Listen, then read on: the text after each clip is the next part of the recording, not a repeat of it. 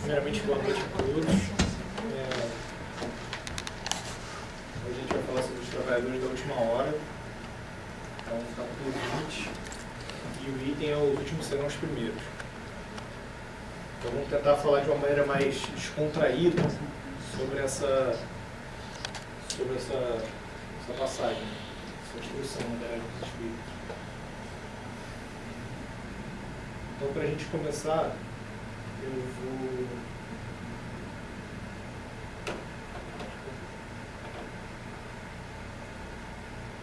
vou trazer algumas definições aqui que eu acho que são importantes. Né? Todos são no dicionário, né? Depois o dicionário do Caeli. Justiça.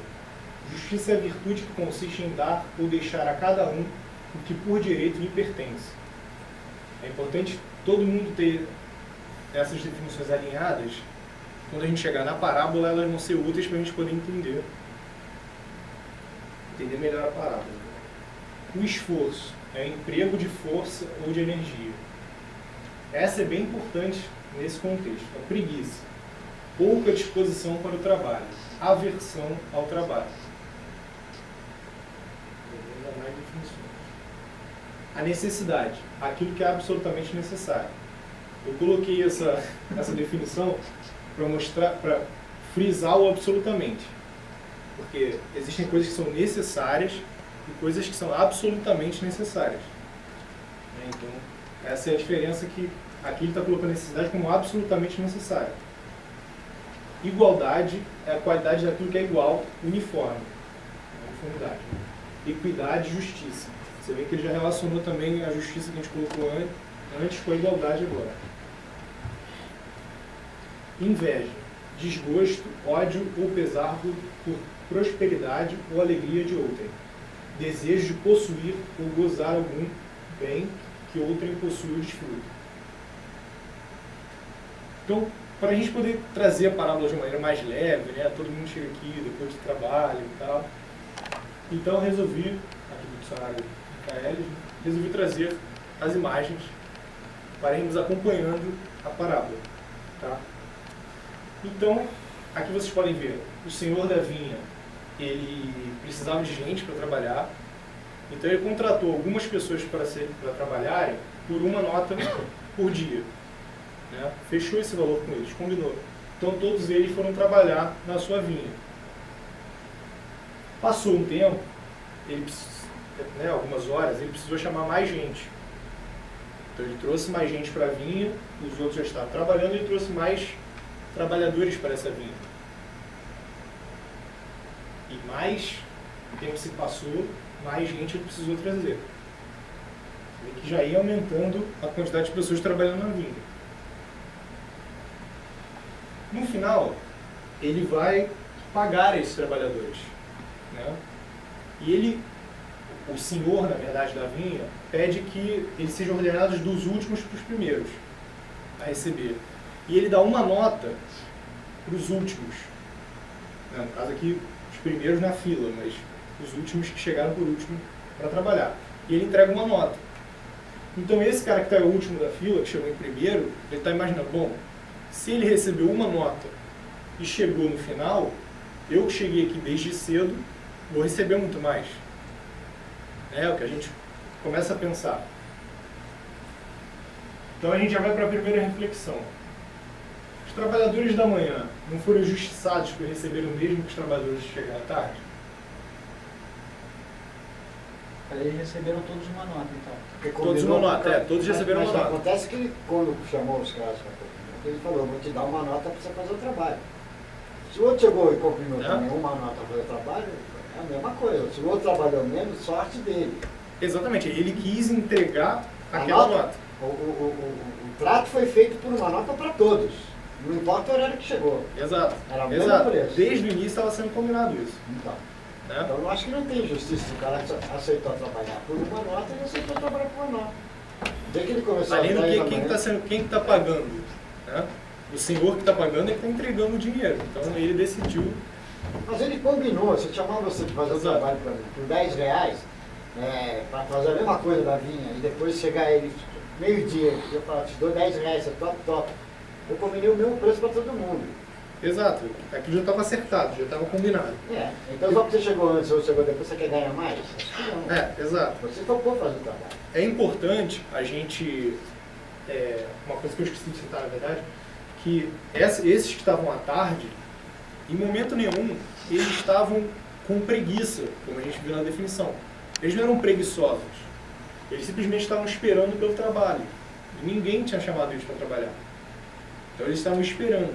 Eles não eram preguiçosos enquanto os outros estavam trabalhando. Ele até frisa isso na mensagem. Né? Eles eram trabalhadores, faltava trabalho. Mas você passou a parábola? Você já falou da parábola? Não, calma. É porque eu quis mostrar as fotos só para a gente ter ideia. Eu queria ler dois trechos rápidos das mensagens que vêm anexa à parábola, que eu achei muito interessante.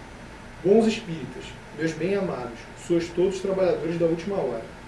Todos vieste quando fostes chamados, um pouco mais cedo, outros um pouco mais tarde, para a encarnação, cujas correntes arrastais. Mas há quantos séculos o Senhor vos chama para a sua vinha sem que houvesseis querido entrar? Essa é a primeira mensagem de Constantino, Espírito Protetor, Bordeaux, 1853. Então a gente vê essa importância do trabalho. Né? A gente aqui viu que eles estavam trabalhando desde cedo, outros vieram à medida que o tempo foi passando e receberam a mesma coisa que os que estavam trabalhando mais cedo. Então agora vamos fazer uma comparação desses trabalhadores da manhã com os trabalhadores da tarde. Os trabalhadores da manhã tinham um trabalho assegurado, como a gente comentou. Desde cedo, eles já tinham aquele trabalho certo, né? Até o final do dia. Os trabalhadores da tarde, como eles estavam na praça, ninguém procurava esse tipo de trabalho, eles ficaram pensando, será que eu vou ter trabalho hoje? Né? Eles ficaram angustiados com isso. Será que alguém vai me chamar? Ou eu vou passar a tarde inteira aqui na praça tentando alguma coisa? Né? Devido a isso, os trabalhadores da manhã já tinham sustento para aquele dia. Eles já tinham aquela nota que era o sustento do dia. Eles não precisavam correr atrás de mais nada. E os trabalhadores da tarde estavam na mesma angústia. Será que eu vou ter esse sustento que eu preciso para hoje? Ou será que eu vou ter que retornar de repente para casa sem o sustento que eu preciso? Porque fiquei na praça esperando algum trabalho e não consegui trabalho. Né? Agora, aí é que vem um raciocínio interessante. Os trabalhadores da manhã tinham um preço combinado de manhã. Né? O preço vai ser esse, uma nota, para você trabalhar o dia inteiro para mim. Tudo bem. Os trabalhadores da tarde foi o preço de acordo com o quê? Com a necessidade do senhor da vinha. Eu preciso de mais trabalhadores, mas eu preciso chamar as pessoas agora. Então, se você quer chamar as pessoas agora, você vai pagar a mais por isso. Né? Porque as pessoas estão lá. Nesse caso, as pessoas estavam precisando, mas ele precisava de urgência. Né? Eu preciso comprar essa jarra. Mas se eu posso comprar essa jarra em alguns meses, eu posso pesquisar os preços. Esse lugar aqui é melhor, esse lugar entrega mais rápido. Agora, se eu tenho que comprar essa jarra hoje, eu encontrei ela na rua por R$200 e eu tenho R$200 para pagar, eu vou comprar por R$200. Eu preciso dela para agora. Exatamente, uma necessidade de agora, não é para amanhã, não é para depois. Se eu tivesse essa necessidade com mais calma, eu poderia programar, como foi feito com os trabalhadores da manhã. Eles foram contratados pensando assim, bom, eles vão trabalhar durante o dia, eu vou pagar uma nota para cada um, vou combinar com eles desde o início. Né? Então vamos pensar nessa mensagem por trás da parábola. Né? Essa questão dos chamamentos para o trabalho. O que a gente consegue pensar baseado no que cada um entendeu sobre essa questão dos chamamentos de trabalho em relação à parábola? Alguém quer falar?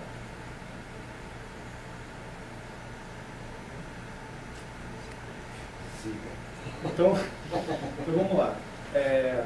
Vamos começar as seguintes perguntas. Né? Quantas vezes a gente aceita prontamente a oportunidade de trabalho? E aí, quando eu falo trabalho aqui, é trabalho no bem, já especificamente. Acho que essa palavra prontamente já é difícil a gente aceitar.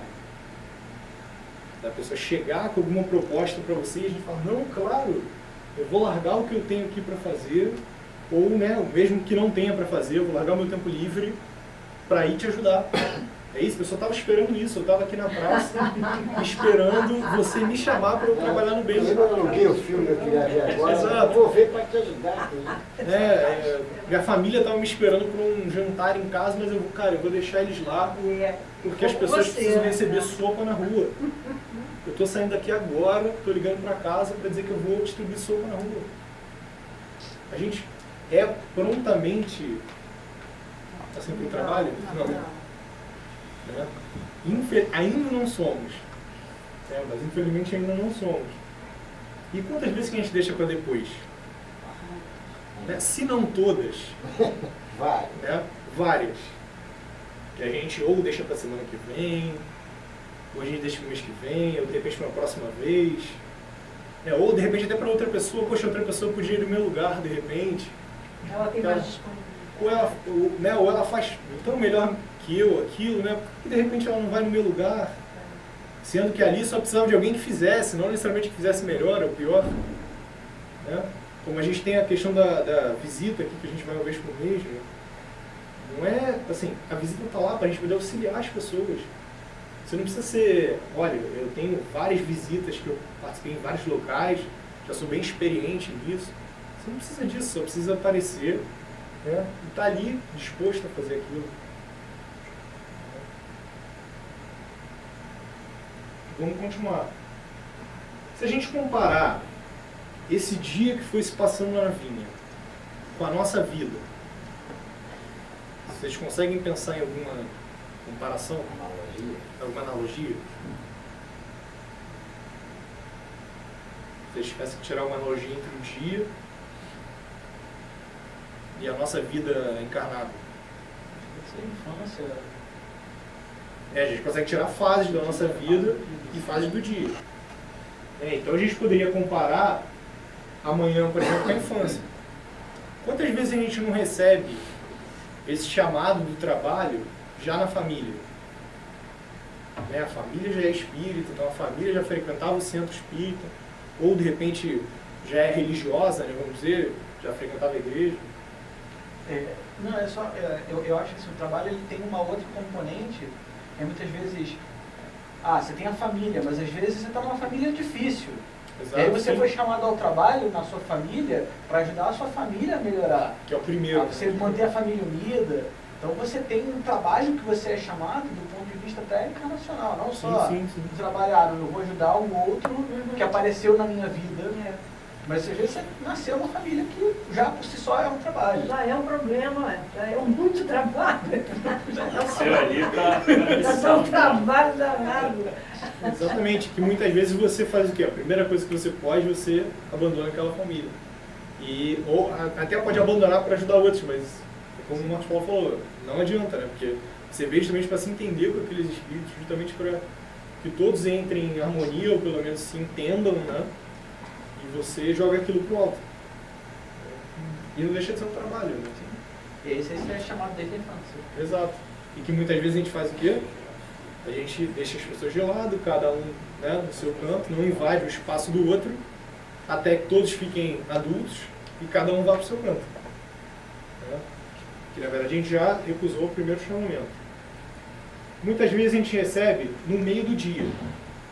Aqui eu dividi em menos, mas a gente poderia dividir em mais, em adolescência, né?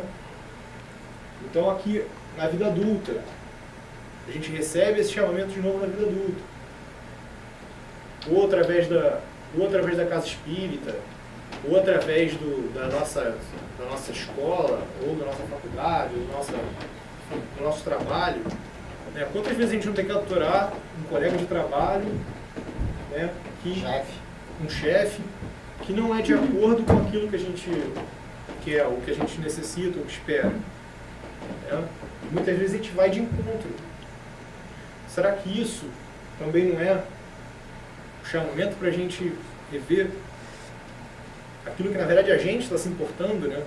Que a gente sabe, se está magoando a gente, é alguma imperfeição que a gente ainda tem que está se deixando magoar por isso. poxa, aquele cara no trabalho não para de fazer isso, mas por que aquilo está me irritando e não está irritando os outros? Né? Então a gente, do adulto, da infância, a gente sempre joga para frente. Né? Aí, de repente, quando eu estiver mais velho, né, aí eu de repente faço mais. No adulto, a gente ainda joga mais para frente. De repente, no final do dia, ou quando eu estiver idoso, ou estiver aposentado, né, eu já tiver concluído todos os planos que eu tenho para a minha vida, aí eu, de repente, tenho tempo. Mas será que é assim que as coisas têm que ser encaradas? Será que é cada vez empurrando mais para frente? E aí, chegando aqui, o que a gente faz? A gente empurra para onde? Vai para a próxima. Fica para a próxima, né? Próxima encarnação. Eu já estou há tantas encarnações tentando fazer isso, né? A gente tem que fazer, até a questão que a gente estava comentando antes da escala, né? A gente já tem que passar por tantas encarnações até a gente evoluir. Então, mais uma encarnação, eu vou fazer na próxima. E aí, na próxima, a gente não lembra. Criações de novo. Né? Na próxima, a gente volta sem lembrar. Começa pela infância, é chamado de novo. E é por isso que a gente fica nesse ciclo, né? Tentando evoluir. Então, agora eu vou ler para vocês uma mensagem da Revista Espírita de 1860, de novembro, na parte de dissertações espíritas, sobre o tempo perdido.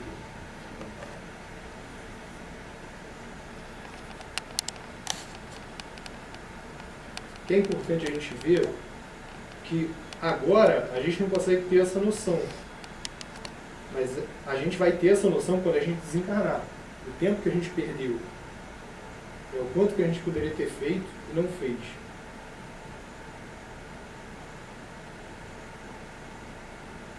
Então, da médium Senhora Rouet, se por um instante pudesse refletir sobre a perda de tempo, mas refletir muito seriamente, calcular o imenso erro que cometeis, vereis quanto esta hora, este minuto escoado inutilmente, que não podereis recuperar, poderia ser necessário ao vosso bem futuro. Nem mesmo todos os tesouros da terra vos poderiam devolver, e se utilizassem mal, um dia sereis obrigado a repará-lo pela expiação, e talvez de maneira terrível.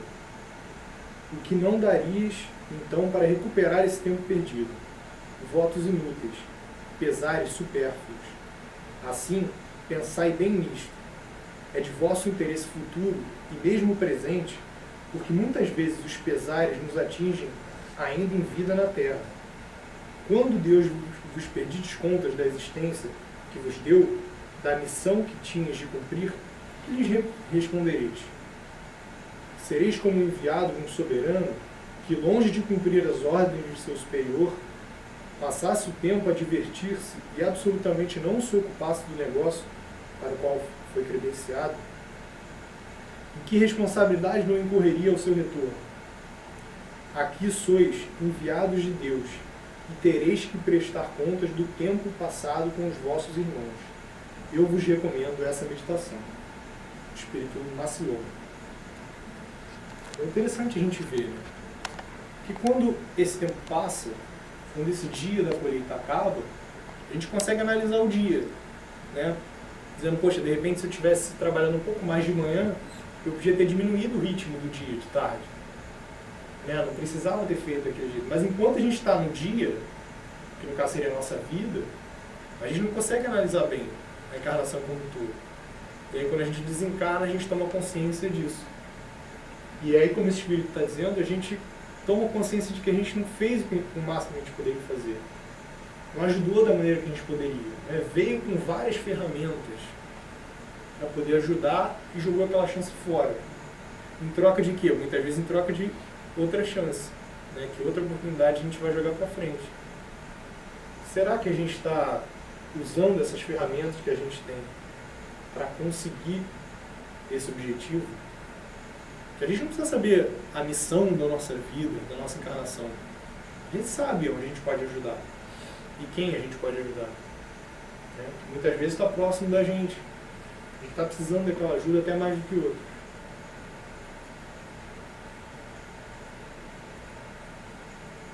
Então eu trouxe algumas perguntas do Livro dos Espíritos que é interessante a gente ver também, que é sobre a lei do trabalho, a necessidade do trabalho. A necessidade do trabalho é uma lei da natureza? O trabalho é uma lei da natureza, por isso mesmo constitui uma necessidade. E a civilização obriga o homem a trabalhar mais, porque ela aumenta a sua necessidade e o seu lucro. Então a gente está vendo que o trabalho é necessário. Essa lei do trabalho é necessária. Vamos aumentando essa ideia. Né? Só se deve entender por trabalho as ocupações materiais? Não, a gente estava até comentando antes. Não. O espírito trabalha, assim como o corpo. Toda ocupação útil é um trabalho. Então, para a gente parar e pensar se é a noção de trabalho que a gente tem para a gente. Né? Que muitas vezes a gente parar e ouvir uma pessoa que está do nosso lado, que muitas vezes precisa colocar aqueles sentimentos, aquelas angústias para fora, isso é um trabalho do bem. Muitas vezes a gente imagina que é só ir na casa espírita, Orfanato. é só orfanato, ou campanhas e campanhas, e aparecer nas De campanhas. repente tem alguém do teu lado. Exatamente. Você todo dia, você não escuta a pessoa. E às vezes a pessoa está tão reprimida ali, querendo colocar aquilo para fora, que ela não tem oportunidade. E que 5 minutos, 10 minutos de uma conversa, a pessoa pudesse expor aquilo, ia resolver aquilo para ela. Então isso seria o trabalho. É um trabalho útil. Você está ajudando alguém. Por que o trabalho é imposto ao homem? Isso é interessante. Alguém consegue ter alguma ideia? Porque ele é imposto ao homem.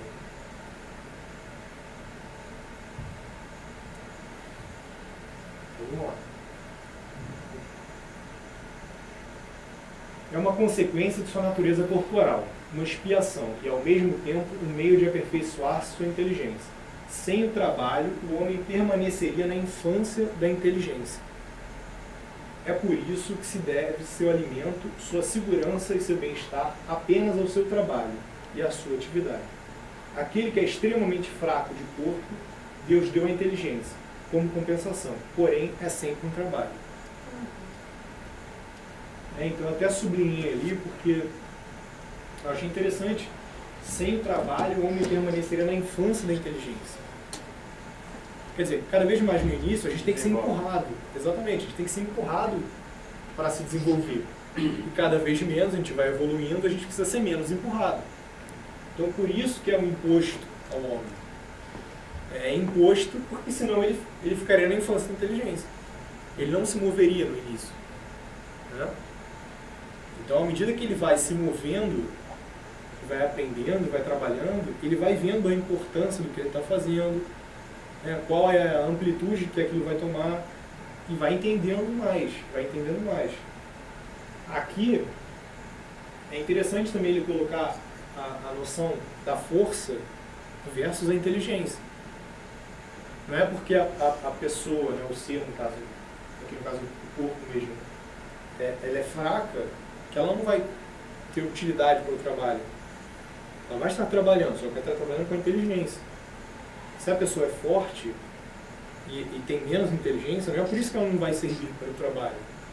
Ela vai servir para o trabalho físico. Cada um tem os seus tipos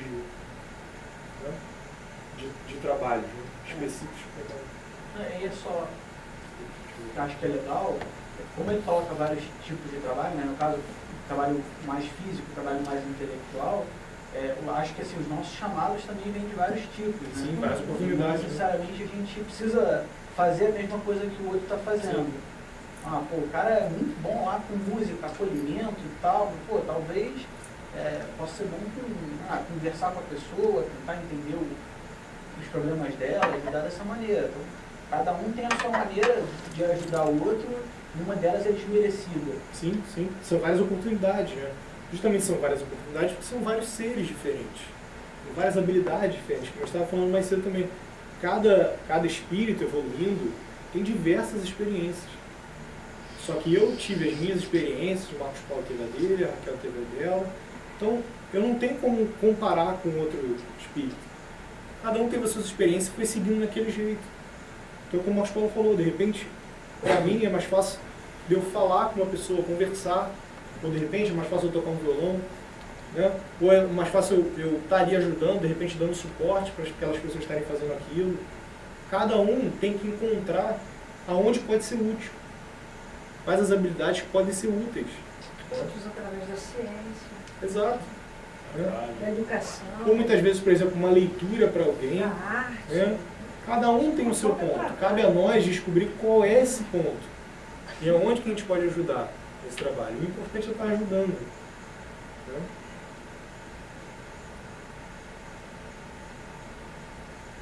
Então, nos mundos mais aperfeiçoados, encontra-se o homem submetido à mesma necessidade do trabalho? Não, perfeição. Que vocês viram que a pergunta já mudou a questão, né? Antes era imposto ao homem. Pode ser, mas não. Agora já é as necessidades de trabalho, né? Ele já deu uma suavizada, né? Deve ser um trabalho mais Light. light. A natureza do trabalho é relativa à natureza das necessidades. Quanto menos material são as necessidades, menos material é o trabalho. Porque não ia ser condizente com a situação. A gente já viu também em outras palestras, dos estudos, que o corpo vai ficando menos denso, né? Então o trabalho vai ficando menos denso também, menos material, no caso. Mas não criais por isso que o homem permaneça inativo e inútil. A ociosidade seria um suplício, em vez de ser benefício. Aqui a gente pode fazer uma analogia com a questão da praça.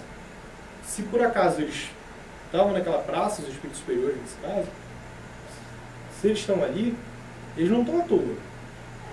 Eles não estão preguiçosos, não querendo trabalhar. Eles estão com outra finalidade. Até sair dali e ir para outro lugar com uma finalidade.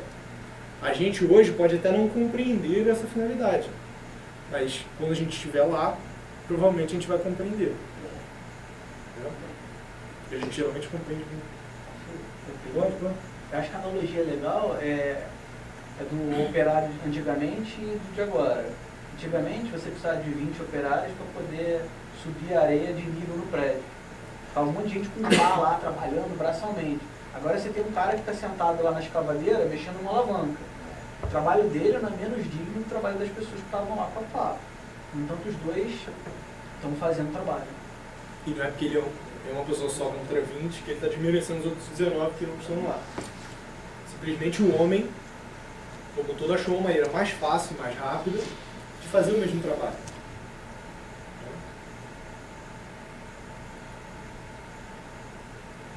Então aí, o que acontece? A gente muitas vezes, em palestras, em estudos, a gente sempre escuta que é importante a gente refletir. Sempre a gente escuta isso. É importante a gente refletir, pensar na nossa vida, né? Se conhecer. Mas a verdade é que a gente não acaba separando o tempo para fazer isso. Porque a gente sai de uma palestra, recebe o passe, vai para casa correndo, acorda no outro dia correndo para ir trabalhar correndo. E a nossa vida vai girando e quando a gente vê, é o dia da palestra de novo. Então isso vai se passando. Eu quis separar aqui um momento para a gente refletir agora. Cada um consigo mesmo. Pedir para todo mundo fechar os olhos, mas por favor, não durmam. Tá arriscando. Então eu vou pedir para todo mundo fechar os olhos. Eu vou tocar uma música aqui. E vou pedir que vocês pensem, tá? Pensem sobre a encarnação de vocês. O que vocês estão fazendo, o que vocês queriam fazer e não estão fazendo. E por que não estão fazendo, né? Mas que sejam francos consigo mesmo. Tá? E eu trouxe duas perguntas aqui para ajudar a guiar esse... O que a gente está fazendo com a nossa encarnação e se a gente está utilizando os nossos potenciais para trabalhar no bem. E se não está, o que falta? Tá? Então eu pedi para todo mundo fechar os olhos.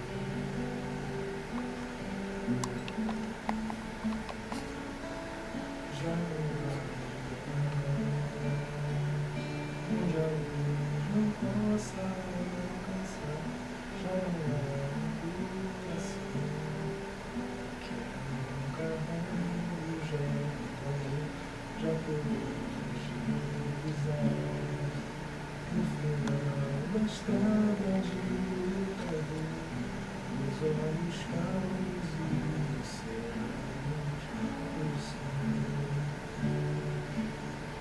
E são chegados os tempos, não temos teu apelo. Já foi lançada a semente, já tanta coisa a se fazer. Corações,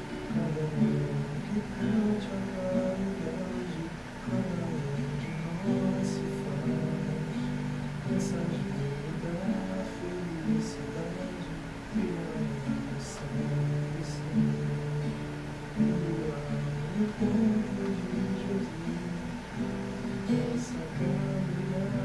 Cada voz que cante a paz, cada mão que cante a caridade, cada um de nós se faz mensageiro da felicidade, criando sangue, Senhor, perdoar o povo de Jesus, essa caminhada na cruz, sem fim. E são chegados os tempos, não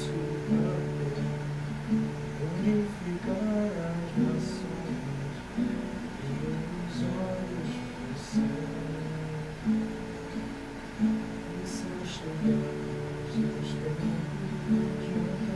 foi lançada a semente, e há tanta coisa a se fazer. Corações, amar é nosso papel, unificar as nações, e os olhos pro céu. E são chegados os tempos, não temos tempo, já foi lançado a semente, há tanta coisa a se fazer. Corações, amar é nosso papel, unificar as nações, e os olhos pro céu. Já não há lugar onde a luz não possa alcançar. Já não há um coração que não carregue o germe do amor. Já podemos divisar o final da estrada de luta e dor, os olhos calmos e serenos do Senhor. E são chegados os tempos, não temos tempo a perder. Já foi lançada a semente, e há tanta coisa a se fazer. Acolher corações, amar é nosso papel. Unificar as nações e erguer os olhos para o céu. Cada voz que cante a paz, cada mão que plante a caridade, cada um de nós se faz mensageiro da felicidade. Brilharemos sempre sim, indo ao encontro de Jesus, nessa caminhada de luz sem fim. Então, que a gente possa pensar nessa parábola. Eu convido vocês também a ler a parábola mesmo em casa, completa.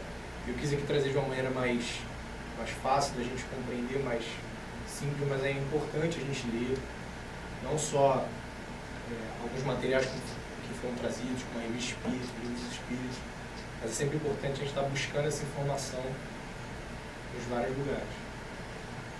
Então, que a gente possa pensar, ir para casa, botar a cabeça no travesseiro e pensar o que a gente está fazendo dessa encarnação. Se a gente está no mundo que a gente queria, ou se a gente quer mudar, por que não muda o mundo?